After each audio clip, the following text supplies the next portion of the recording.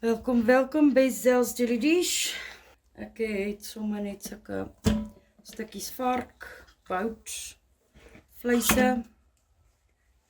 Was jou hande as jy met vleis gewerk het. Dan gooi ons in bietjie curry na smaak. About this much. 'n bietjie borrie na smaak. About that much. 'n bietjie spice na smaak. Wat ook al se spices jy in jou huis het.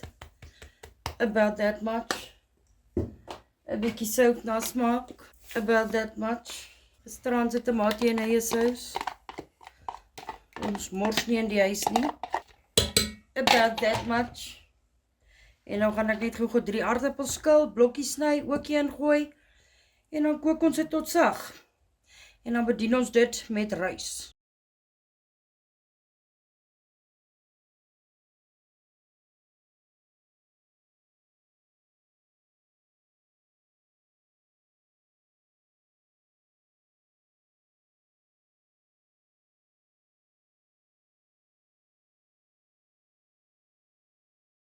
Die koppietjie wat jy saam kry is 'n 3/4 koppietjie.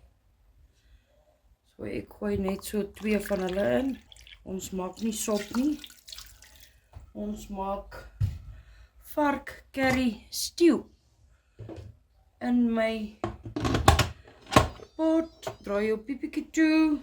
Druk ons menu vir poultry en hy stel homself. Hierdie was net 'n rowwe week. Too many problems for January. Too many problems. Ek is moeg. So ek gooi sommer dit wat ek het in my huis als in een pot. En dan wys ek julle hoe lyk dit as ek klaar is. Ek gaan natuurlik die sousie sommer 'n soppoeier sousie maak. En dan bedien ons dit op rys. Sien julle later.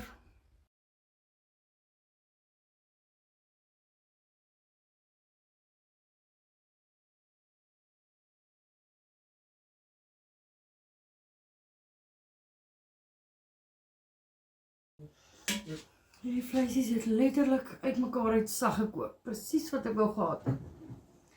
'n vark curry stew.